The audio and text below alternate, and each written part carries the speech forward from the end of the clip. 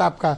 तो बताइए कि आज ये तीनों टॉप परफॉर्मर, एक लखनऊ से हैं, प्रियंका गांधी यहाँ से महासचिव भी रही हैं, राजनाथ सिंह लखनऊ से हैं, राहुल गांधी अखिलेश यादव कन्नौज से हैं। आज तो उत्तर प्रदेश के नेताओं ने ही तहलका मचाया है संसद में संविधान पर। बात तो संभल से संविधान तक हुई है, इसका इम्पैक्ट क्या है और किसका परफॉर्मेंस कैसा रहा आज संविधान पे? देखिए, आज संसद में प्रियंका गांधी का ये पहला भाषण था। उनके राजनीतिक जीवन की जो शुरुआत हुई है उसका आज इस भाषण को आप उस तौर पर देख सकते हैं कि वो बहुत इफेक्टिव रहा और असर छोड़ने वाला रहा, कांग्रेस के लिए उत्साहजनक रहा और इस भाषण को कांग्रेस में लंबे समय तक याद किया जाएगा। इसमें कोई शक नहीं है कि कांग्रेस को अभी संजीवनी की जरूरत है इस देश में और वो संजीवनी की उम्मीद वो प्रियंका गांधी से कर सकती है।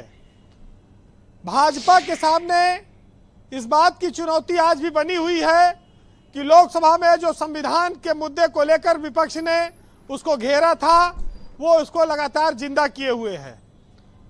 संविधान का खतरा, आरक्षण और जाति जनगणना, ये सब कुछ ऐसे मुद्दे हैं जिनको कांग्रेस और समाजवादी पार्टी ने अभी तक छोड़ा नहीं है। आज एक चीज और ब्रजेश जी स्पष्ट हुई कि इंडिया गठबंधन में जो कांग्रेस और सपा के बीच जो दरार दिख रही थी, वो दरार अंदर के स्तर पर, नीचे स्तर पर भले हो, ऊपर के स्तर पर अभी कोई उस तरह की दरार नहीं आई है। और उस दरार को अगर आया भी होगा तो इन बड़े नेताओं ने मिलकर पाट लिया होगा। आज मोदी विश्व के सबसे बड़े आयोजन महाकुंभ के लेकर इलाहाबाद में थे, वो वहां पर उसका शुभारंभ कर रहे थे। कई हजार करोड़ की परियोजनाओं की उन्होंने सौगात दी, लेकिन संसद के भीतर एक नई तस्वीर प्रियंका गांधी के रूप में लोग देश में देख रहे थे। जब से कांग्रेस का संख्या बढ़ी है सदन में, तब से उसके हौसले भी बढ़े हैं और यही वजह है कि इस बार उन्होंने संसद को अपने दम पर अकेले ठप कर रखा है और मुद्दों को वो लगातार आगे बढ़ा रहे हैं। एक चीज ये जरूर है कि प्रियंका गांधी ने ईवीएम से लेकर तमाम विषयों पर सवाल खड़ा किया है। हालांकि ईवीएम के लेकर जो विचार था वो कांग्रेस के जमाने में ही आया था, लेकिन अब चूंकि बीजेपी के राज में उसको बार बार कांग्रेस उठाती है। देखिए, प्रियंका गांधी सियासत में भले नहीं है, लेकिन सक्रियता उनकी कई साल पुरानी है। वो संसद में पहली बार गई हैं, उनके सामने एक लंबी उम्र पड़ी है और वो देश में एक बड़ा नेतृत्व दे सकती हैं और इस उम्मीद में कांग्रेस पार्टी अपने इस नौजवान नेता को आगे लेकर आई है। तो इसमें कोई शक नहीं है कि प्रियंका गांधी के पास अभी वक्त बहुत लंबा है और वो देश की सियासत को प्रभावित करेंगी। लेकिन आज के दौर में तीसरी बार कांग्रेस सत्ता से बाहर है और ये मोदी मैजिक की वजह से है। तो अभी तो 2029 तक ये मान के चलिए कि लोकसभा में कांग्रेस की या किसी और दल की सरकार बनने की कोई उम्मीद नहीं है। आज अल्लू अर्जुन गिरफ्तार हो गए, एक पिक्चर आई पुष्पा, मैं झुकेगा नहीं। उधर जगदीप धनखड़ ने भी कह दिया कि मैं किसान का बेटा हूं, मैं झुकेगा नहीं। तो आज दो लोगों ने ऐलान किया है कि ना झुकने का।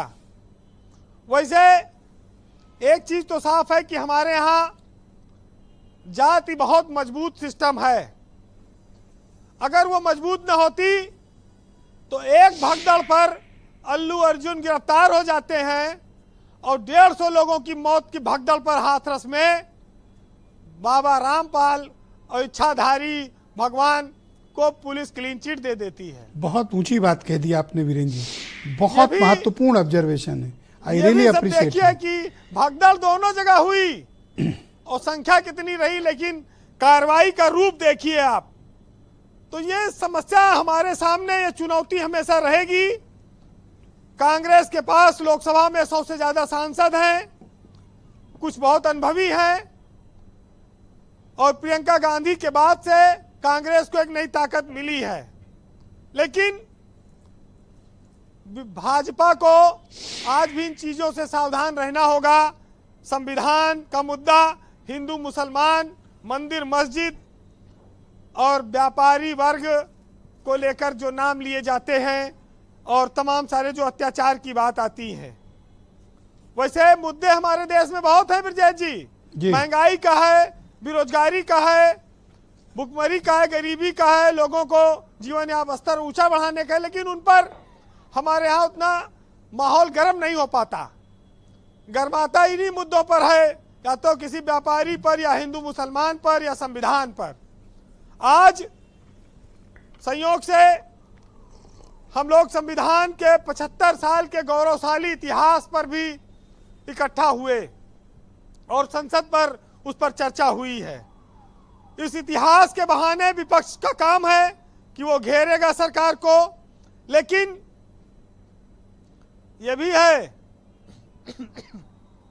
गुलजार साहब ने एक जगह लिखा है कि बस हर बार तुम मेरी मोहब्बत को न समझ पाए, लेकिन मेरी एक भी गलती तुम्हें याद है। तो आप 1000 बार किसी को प्रेम करें, उसका मोल नहीं है, लेकिन एक बार आपने गलत कर दिया, वो आपके जीवन भर आपको सुनाई जाएगी जी। तो सियासत में भी कुछ ऐसे है, सरकारें बहुत चीजें करती हैं, लेकिन वो जनता के बीच मुद्दा नहीं बन पाता। अखिलेश यादव और प्रियंका गांधी की जोड़ी ने आज ये दर्शाया है कि भारत की सियासत में वो लंबे वक्त तक अभी बहुत सारे मुद्दे उठाते रहेंगे। वैसे राहत इंदौरी साहब का एक शेर है, आज प्रियंका गांधी ने बोला है तो उनके लिए कहना मुनासिब होगा कि जाके कोई कह दो सोलो से चिंगारी से कि इस बार फूल खिले हैं बहुत तैयारी से, और अपनी हर सांस को नीलाम किया है मैंने, लोग आसान हुए हैं बड़ी दुश्वारी से, और जेहन में भी तेरे खत की इबारत चमकी, एक खुशबू सी निकलने लगती है अलमारी से, और शहजादे से मुलाकात तो नामुमकिन है, चलो मिलके आते हैं किसी दरबारी से। बहुत शुक्रिया वीरेंद्र जी, आपका बहुत बहुत धन्यवाद। आपने बहुत ही इम्पोर्टेंट और महत्वपूर्ण मुद्दे आज इस परिचर्चा में प्रस्तुत किए हैं। आपका बहुत शुक्रिया।